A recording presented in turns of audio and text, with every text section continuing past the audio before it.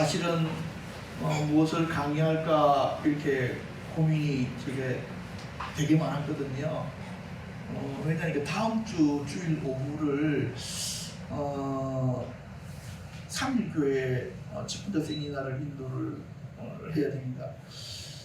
근데 제가 주보 뒤에서 이렇게 써놨지만 대전에 있는 기쁜샘 교회라고요. 거기서 제게 직분자 세미나를 요청을 해왔었습니다. 근데 사실은 제가 직분자 세미나를 어디 다녀본 적이 없어요. 그런데 거기서 자기들이 기도를 하면서 준비하고 있다고 그렇게 강의해달라고 해서 강의 준비를 하고 있었습니다. 그랬는데 또 갑자기 다음 주에 직분자 세미나를 옆에 교회에서 해달라고 그래서 나는 이쪽이랑 사실은 별 달란트도 없고 은사도 없는데 왜 이쪽을 자꾸 부르나. 그렇지만 또 부르심이 있는 곳에는 분명히 뭔가 하나님이 일하심이 있겠다 그런 생각을 해서 직분자 세미나에 대한 강의한들 준비를 하고 가만 생각하니까 우리 교회는 내가 한 번도 안 했더라고요. 그래서 다음 주에 할 걸 미리 예행 연습을 갖다가 한번 하고 가자 이런 마음도 들고 이렇게 강의하면서 우리 가족들에게 뭔가 좀 더 균형 잡힌 직분자에 대한 개념들이 먼저 잡혀져야 되지 않을까 하는 그런 생각으로 말씀을 준비하고 나누게 되었습니다. 직분자 세미나. 예.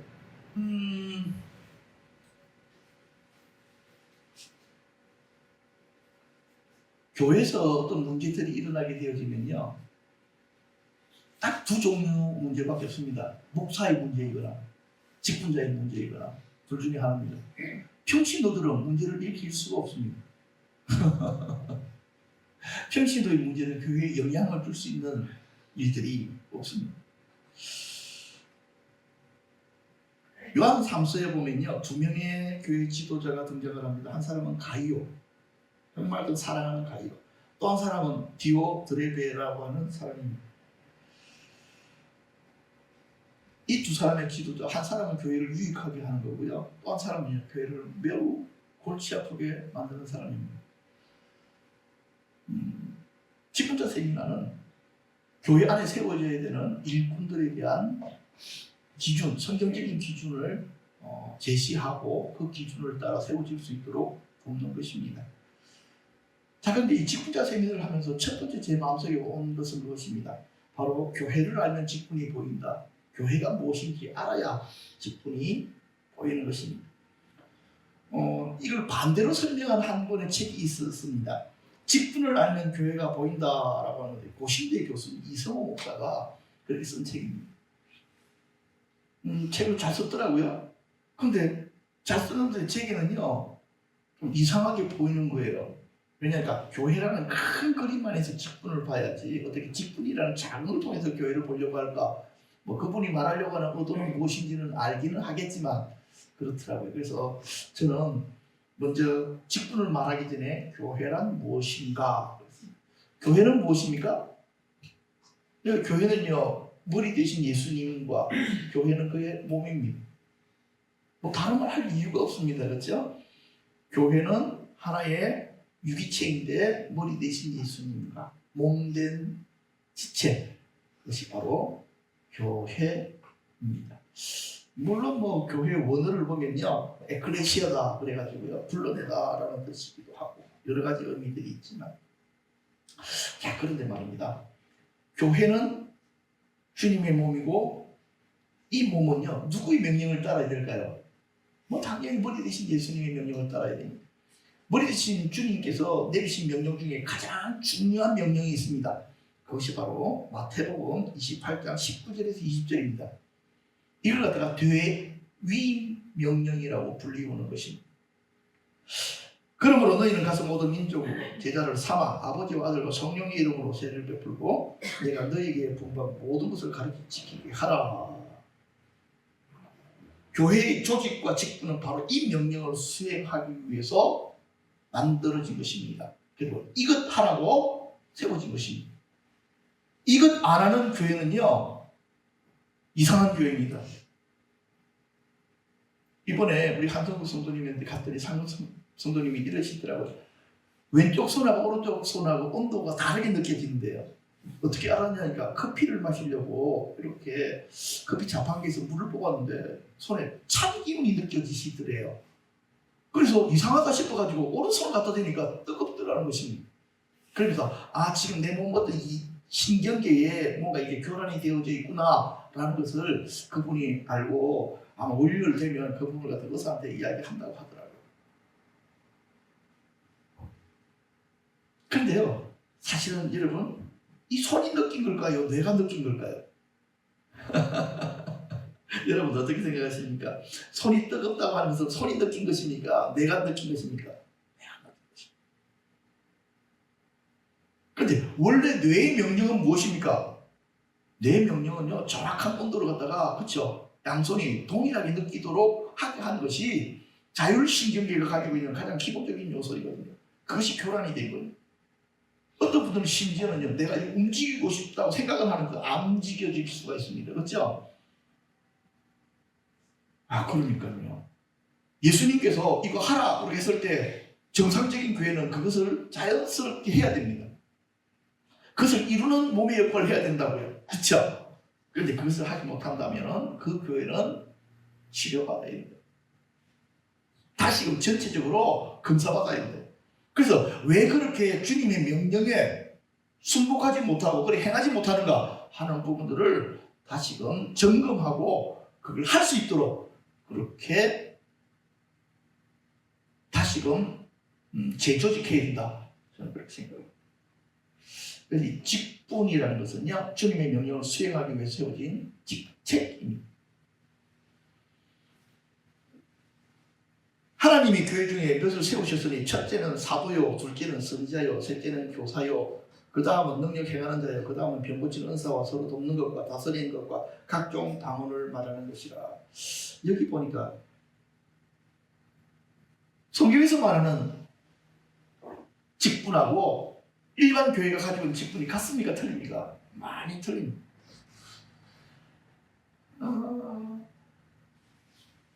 그렇기 때문에 요 부분들에 대한 부분들은 뒤에서 제가 좀 답을 할 수 있도록 하겠습니다. 어찌되어졌든지 직분은 교회를 세울 목적을 가지게 됩니다. 성도를 온전하게 하여 봉사의 일을 하게 하며 그리스도의 몸을 세우는 것, 그것이 바로 직분자들이 해야 되는 가장 중요한 일입니다. 다른 말 할 필요가 없습니다. 그래서 온전하게 한다는 말을 조금 더 설명을 하면요, 우리가 다 하나님의 아들을 믿는 것과 아는 일에 하나가 되어 온전한 사람을 이룬다라고 하는 부분에 여러분들이 관심을 가지시기 바랍니다. 이게 뭐냐니까 이거예요. 믿는 것과 아는 것이라고 하는 부분들을 이야기하잖아요. 이 안다는 말은 체험하는 부분이에요. 그러니까 우리가 신앙적인 영적인 일들을 아는 것과 실제적으로 경험해서 알아지는 이 두 가지는 어떻게 된다고요? 경리되어 있잖아요. 우리가 아는 만큼 그렇게 살지 못하잖아. 이걸 갖다가 어떻게 된다고? 하나가 딱 되어질 때 영적인 성장이 시작된다는 소리예요. 한국교회 교인들은요, 들어가지고 많이 알아요. 근데 그게 아는 것 수준에서 머물러 있어요. 그래 영적인 성장이 일어나지 않습니다. 오래된 성도는 많이 알고 행하지 않는 사람, 새신자는요 조금 알고 행하지 않는 사람, 이렇게 만나서 있습니다. 그렇기 때문에 어떤 영적인 변화, 영적인 능력 이런 것들이 제한될 수밖에 없음을 알게 됩니다. 그런데 직분자들은 어린 성도들을 어떻게 한다고요? 영적으로 성장시켜주고 그들을 세워주는 일을 하는 사람들이다 하는 것들을 성경에서는 분명히 말씀을 하고 있습니다.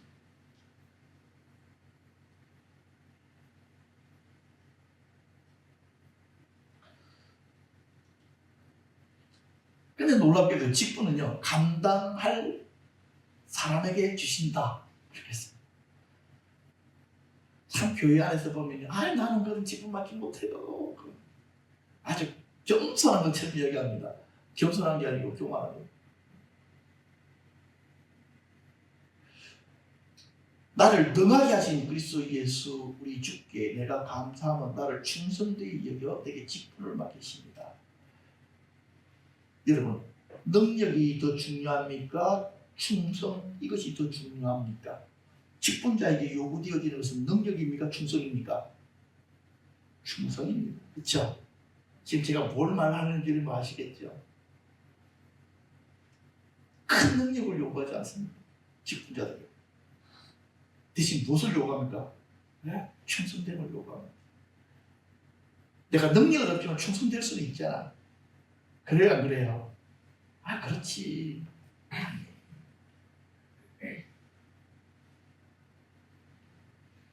여러분들이 직분을 맡았으면요, 그 직분에 대해서 충성하십시오. 그것이 교회를 통해서 일하시는 하나님의 일하심에 쓰임받는 좋은 길입니다. 물론 누구를 향한 충성이냐? 당연히 누구를 향한 충성이겠습니까? 예수님을 향한 충성입니다.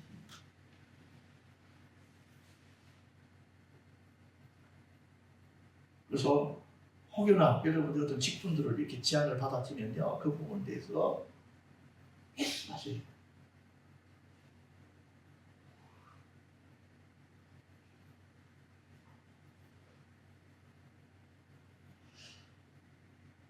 직분 중에 첫 번째는 장로에 대해서 조금만 살펴보겠습니다. 성경에서 가장 처음 장로라는 단어가 나오는 구절이 출애굽기 3장 16절입니다. 여기 보니까 이스라엘 장로들을 모으고, 이 출애굽기 3장은 여러분들이 위치가 어디입니까? 애굽에 있을 때입니다. 그러니까 이 장로는요,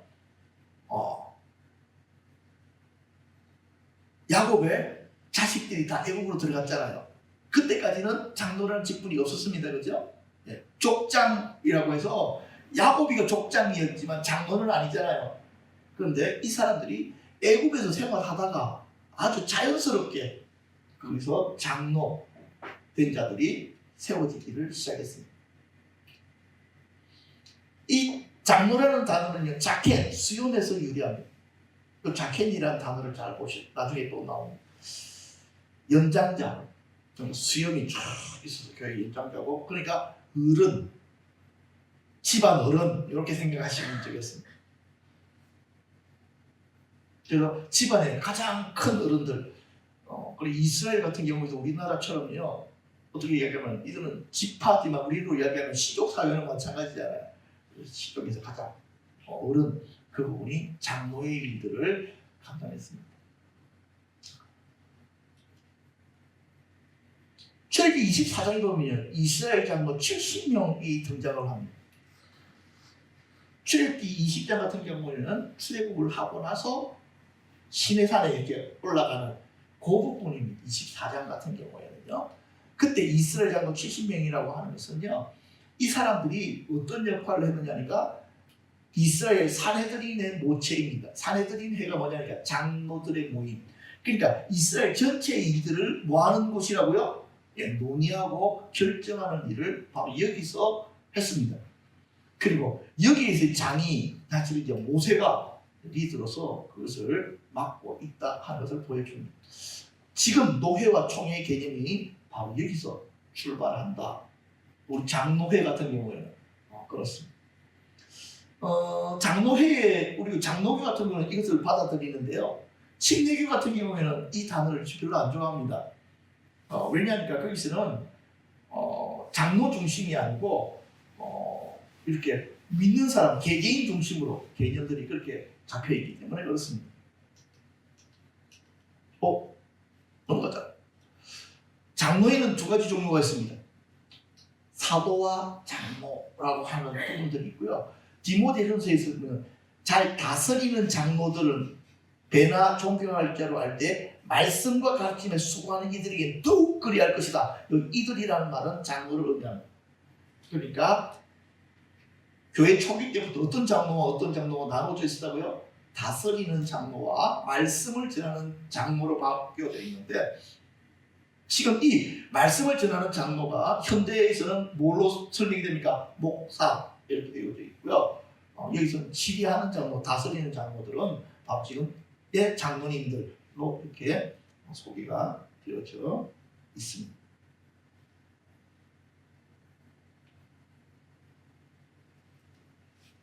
그래서 조금 더 이제 좀 세밀하게 좀 설명하는 감독 장로와 치리 장로 이렇게 또 설명을 하게 됩니다. 말씀을 전하면서 모든 감독하는 감독 장로.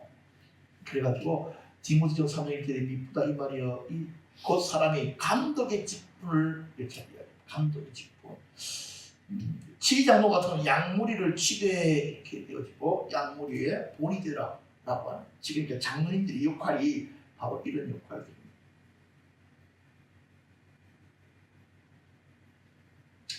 그런데 이 장로님들에게 있어서 중요한 건 영적인 지위입니다. 첫 번째 은혜의 통로입니다.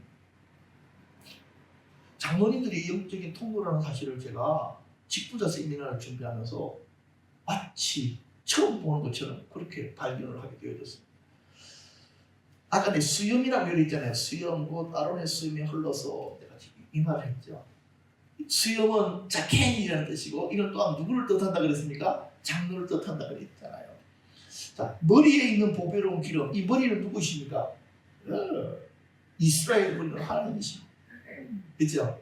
하나님에게 있는 기름 부음이 누구를 통해서 흘러간다고요? 장로들을 통해서 쭉 흘러서 어디까지? 옷깃까지, 그러니까 그의 영향력이 있는 모든 사람에게까지 그렇게 흘러나간다는 것입니다.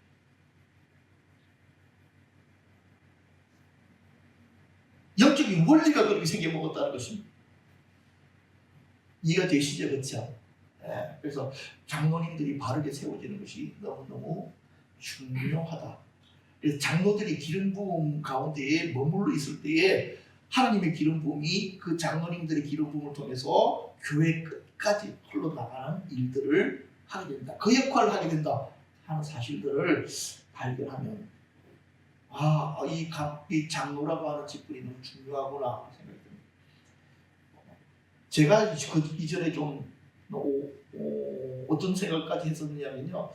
나는 목회하면서 장로는 필요 없어. 이렇게 생각도 했었답니다. 왜냐하면요. 너무 그냥 제가 울산 어떤 교회에서 장로님들, 못된 장로님들, 그 장로님들이 저한테 혼 많이 났지만은 그걸 보면서 제 마음에 그런 잘못된 것들이 박혀 있었더라고요. 그러면서 제가 이제 내가 지금 이제 10년도 안 남은 은퇴를 살펴보면서 내가 은퇴하기 전에는 우리 교회가 장로님들이 세워져야 되고 그 장로님들이 세워져야 내가 은퇴를 하고 나가도 이 교회가 좀 굳건하게 자리를 잡을 수 있구나 하는 그런 생각을 하게 되어졌습니다. 두 번째는 교회 사역자입니다. 최천병입니다. 너희 중에 병든 사람이 있느냐? 누구를 청하라고요? 교회 장로들을 청해라. 그래서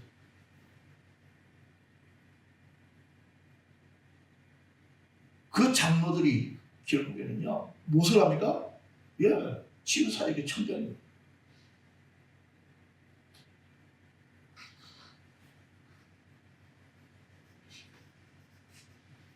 우리 장로교회 같은 경우는 이것도 참 싫어합니다.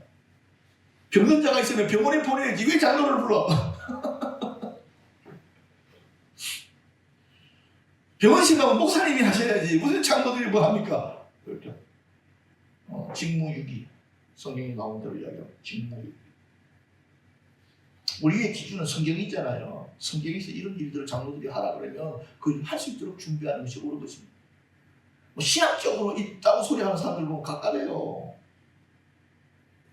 원본에 이렇게 써 있는데 왜 주석을 갖다가 지들 마음대로 쓰느냐고.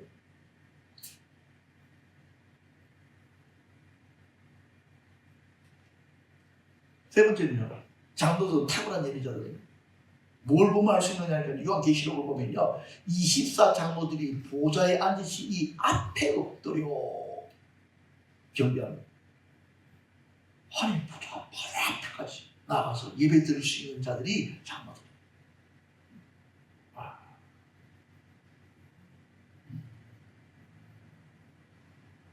저는 그렇게 생각합니다. 이전에 제가 이제 김해에 있을 때도 그 장로님 중 한 분이 찬양을 잘하는 건 아닌데요. 그분의 찬양에는 기름 부음이 있어요. 그분은 그러더라고요. 나는 밤새 찬양하라도 찬양할 수 있다. 네.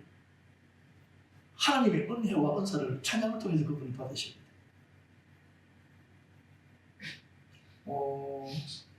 너무너무 중요한 것 같아요.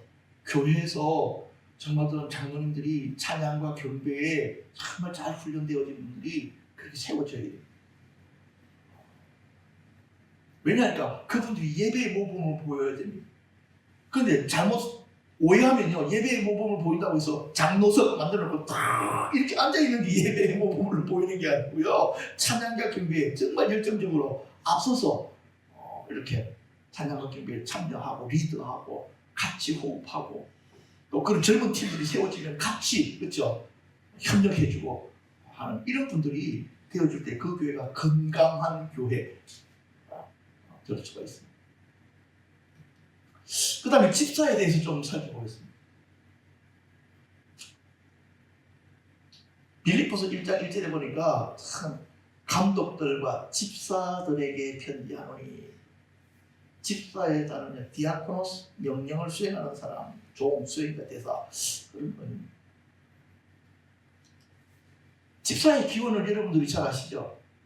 사도행전에서 교회가 막 성장을 했습니다. 근데 이 사도들이 교회가 막 성장하니까 여러 가지 일들에 쫓겨가지고요, 뭘 못합니까? 말씀 전하는 것과 기도하는 일을 자꾸만 등한시 하다 보니까 이분들이 영적인 갈급함을 느끼기 시작했습니다.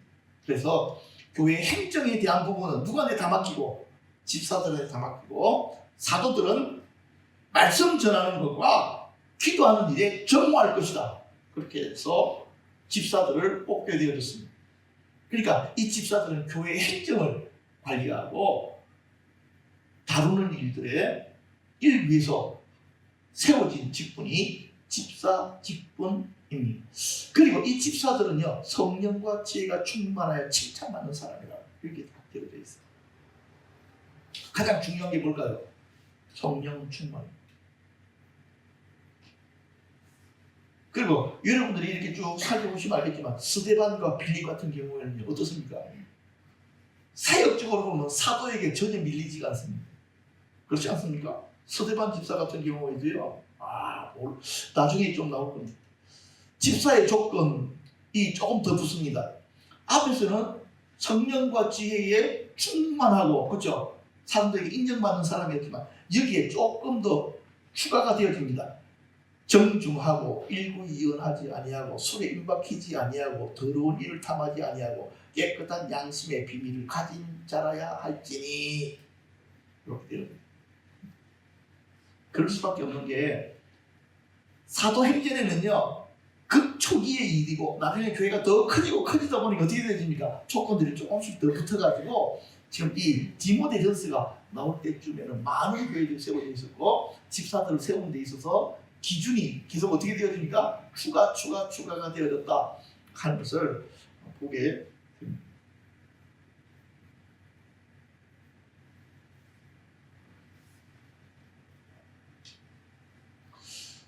나중에 여러분들이 장로님들이 만약 되실 분들 같은 경우는 교회 정치 시험을 쳐야 되는데요, 거기 보면 제 76조에서 84조 집사의 직무가 법적으로 이렇게 딱 장로에 대해서도 마찬가지고 그렇게 되어 있습니다.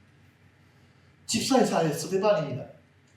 스데반이 은혜와 권능이 충만하여 큰 기사와 표적을 인간에게 행하게 됩니다. 빌립 같은 경우에도요, 표적을 행했답니다. 기사와 표적을. 그러니까 초대교회 집사들 같은 경우에는 지금의 부흥사들만큼 아주 강력한 일들을 행하게 됩니다. 자, 그런데 여러분들 퀴즈를 내겠습니다. 사도들도 표적과 기사를 나타내잖아요, 그렇죠? 집사들도 표적과 기사를 나타내죠. 그렇다고 한다면 이 집사들과 사도들과의 차이점이 뭐가 있을까요? 그것은요, 사도들은 사도됨의 가장 강력한 표징이 하나가 있었는데, 그것은 성령을 임하게 하시는, 성령 세례를 줄 수 있는 권세가 사도들에게는 있었습니다. 그래서 빌립이 세운 교회에, 빌립이 세운 사마리아 교회가 있었지만 사도들이 가서 가만히 보니까 예수도 믿고 정말 교회다운 모습이 있는데 뭐가 부족했습니까? 성령이 임하시지 않은 것을 보고 사도들이 말씀을 전하고 손을 올려서 기도할 때 성령이 임했다라고 그렇게 성경에서 기록하고 있습니다. 성령 세례를 베풀 수 있는 권세, 그것은 사도들만 가능하다 하는 것입니다. 마지막입니다. 권사에 대해서 설명을 합니다. 성경에는요 권사 직분이 없습니다. 권사라는 직분은요 미국 감리회에서 처음 사용하기 시작했습니다. 우리 한국 감리교도 선교 초기에 권습 또는 권도사라고 그래 불렸는데 입교인 15명에 한 명씩 그렇게 세워서 어린 성도들을 돌보고 양육하고 가르치는 일을 했습니다. 그분들이 권사입니다. 권사의 자격이 입교 5년 이상 신앙이 돈독하고 감리교에 능통한 사람이었다고 되어져 있는데 이 감리교의 특성을 장로교가 홀라당 배운 겁니다. 왜? 보니까 좋거든. 그리고 구역 예배 같은 경우에는 성결교단에서 만들어진 겁니다. 우리 장로교는 구역 예배 그딴 거 없었습니다. 구역 모임도 없었습니다. 장로교는요 주일날 예배 그리고 주일날 교리 공부 교회에서 전체적으로 하는 거 그러고 끝. 장로교는 그렇습니다. 그런데 성결교에서 바로 뭘 가져갔다고요? 구역 모임을 가져갔습니다. 그렇게 해가지고 그렇게 챙겨먹었습니다. 권사의 모델로 바나바라는 사람을 들 수가 있습니다. 바나바는 집사가 아닙니다. 그렇죠? 7 집사 중에 바나바는 들어가 있지 않습니다. 바나바는요 누구를 잘 도왔습니까? 바울을 도와서 안디옥 교회를 세운 사람입니다. 참 재밌는 게 이 바나바를 보면 권사들이 교회 안에서 권사님들이 뭘 해야 될지에 대해서 선명하게 드러납니다. 첫 번째는 그 이름이 위로의 아들이라고 하는 것처럼 위로하는 사람입니다. 교회 권사님들은 위로하는 사람입니다. 어떤 사람들을요? 네, 교회 어린 성도들 위로하고 격려하는. 막 힘들어할 때 옆에 가가지고 힘들지. 너 때는 정말 그래. 내가 너 뭐 도와주면 좋겠니? 이렇게 위로하고 옆에서 도와주는 사람입니다. 누가 하겠습니까? 그 역할을. 권사님들이 다 교회를 돌아다 보면서 이런 일들을 하게 됩니다. 두 번째는 사람을 세운 자입니다. 이 바나바를 안디옥에 보냈는데요. 그가 뭘 갔습니까? 모든 사람에게 굳건한 마음으로 주와 함께 머물러 있으라 권하니. 이렇게. 주님 앞에 잘 붙어 있어야 돼. 잘 사람을 세우는. 그뿐만 아니라 이 바나바는 결국 누굴 또 세웁니까? 바울 그 양반을 불러다가 세움으로 말미암아 위대한 선교 운동을 시작하게 만드는 그 일들을 감당하게 만드는 그 사람이 바로 이 바나바였습니다. 제자와 정인 이거는 왜 하나니까요? 재직들은 교회 재직이기 이전에 무엇입니까? 예수님의 제자이면서 증인들입니다. 그런데 예수님의 제자이면서 증인 역할을 하기 위해서는 뭐가 필요합니까? 오직 성령이 너희에게 임하시며 이라고 하는 바로 이 부분들이 필수적으로 요구가 됩니다. 성령으로 충만함 받지 아니하면 우리들에게 주신 직분을 제대로 감당할 수가 없다. 이제 마지막으로 이 은사와 직분과 사역에 대한 이야기를 하고 마치려고 하는데요. 은사는 여러 가지나 성령을 갖고 직분은 여러 가지나 주는 것, 또 사역은 여러 가지나 모든 것을 모든 사람의 가운데 이루시는 하나님의 가천이. 자, 여기서 보면 은사, 직분, 사역이 있잖아요. 모든 교회 직분은 뭘로부터 출발합니까? 은사. 은사는 성령의 나타남입니다. 은사가 나타나면요 그 은사에 맞는 직분을 줍니다. 그리고 이 사람을 직분적인 직분 훈련을 통해서 나중에는 뭘 하게 만듭니까? 사역을 할 수 있도록 만드는 것입니다. 이것이 교회가 해야 되는 가장 중요한 사역 훈련입니다. 지금 우리 교회가 해야 될 사역이 저는 이 사역이라고 믿습니다. 예수님이 하신 일들을 해야 되잖아. 근데 껍데기만 따라하는 것이 아니잖아, 그렇지? 그러려면 어떤 일이 시작되어져야 됩니까? 성령님이 우리들에게 임해서 은사들이 드러나야 돼. 그래서 저도 사실은 지금 우리 학생회와 주일학교에 예수님이 하신 일들을 하라는 것을 맡겨놓고 저도 영적인 부담이 엄청나게 많았어요. 그래서 지금 하나님을 계속 쪼르고 있어요. 기도합니다. 이거 내가 시작하라고 한 거 아닙니다. 주님이 나보고 하라 그래서 나는 하는 뿐입니다. 그런데 이 주제 이거 그냥 계속해서 아무 성령님의 도우심 없이 밀고 나가면 죽고 밥도 안 됩니다. 그렇기 때문에 성령님 책임지셔야 됩니다. 이렇게 제가 막 조릅니다. 그리고 조금 더 시간 지나면 제가 학생의 부장의 목을 막 조르고 주일학교 기장의 목을 막 조르고 기도 더 하셔야 됩니다. 강의도 중요하지만 기도함으로 아이들이 열려버려야 됩니다. 그래서 진짜 예수님이 하신 일들을 우리 아이들이 할 수 있도록 그것들 뭔가 돌파가 일어나야 돼요. 그래야 우리 교회 주일학교가 살고 이 시대의 교회들이 살아갑니다. 그래서 저는 꿈을 꾸고 있습니다. 어떤 꿈을 꾸느냐니까요. 전국에 있는 많은 주일학교 담당 목회자들이 아니면 부장들이 와가지고 어떻게 이 교회는 이런 상황 속에서 주일학교가 이렇게 놀랍게 자랄 수 있습니까? 하는 소리를 듣는 것입니다. 아이들이 주님의 일들을 감당할 때 가능할 것입니다.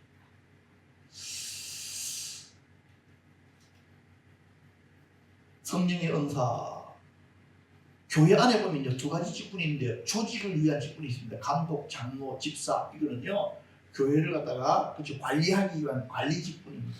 조직을 위한 관리 직분이고요. 사역을 위한 직분은요, 사도, 선지자, 목사, 교사, 전도자입니다. 저는 직분자들이 사역자들로 전환되어야 된다고 믿습니다.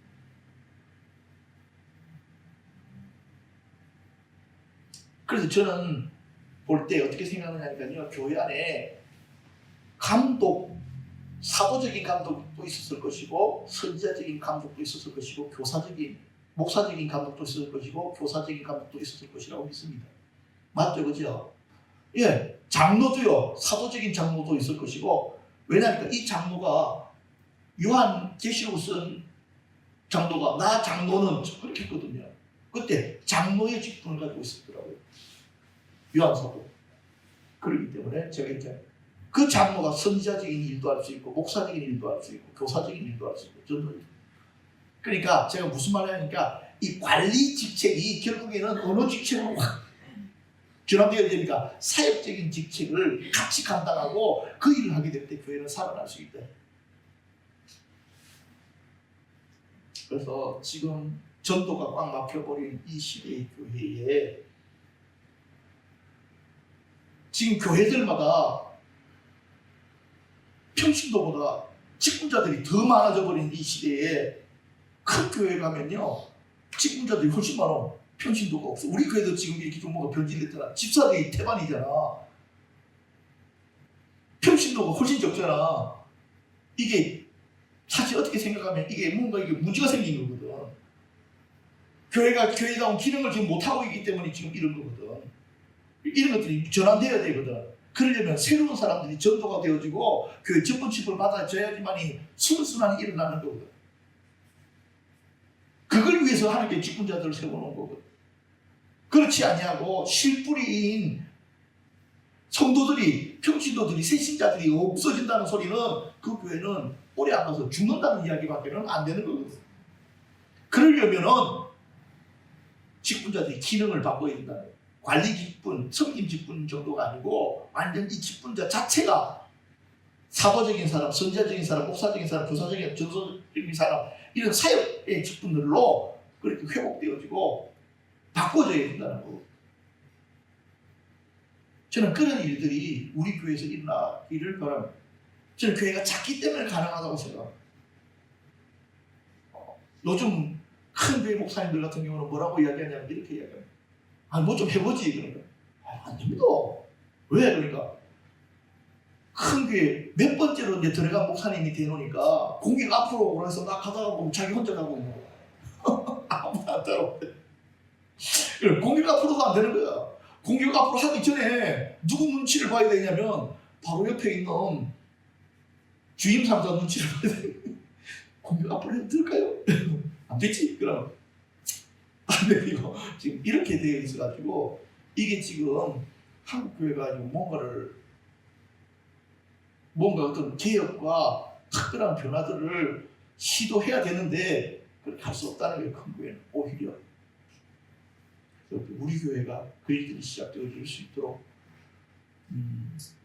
그래서 저는 마무리할 때 이렇게 생각합니다. 우리 교회 장로님들이 세워질 것입니다. 법적으로 세례교인 30명이 넘어야 장로님들이 세워지게 됩니다.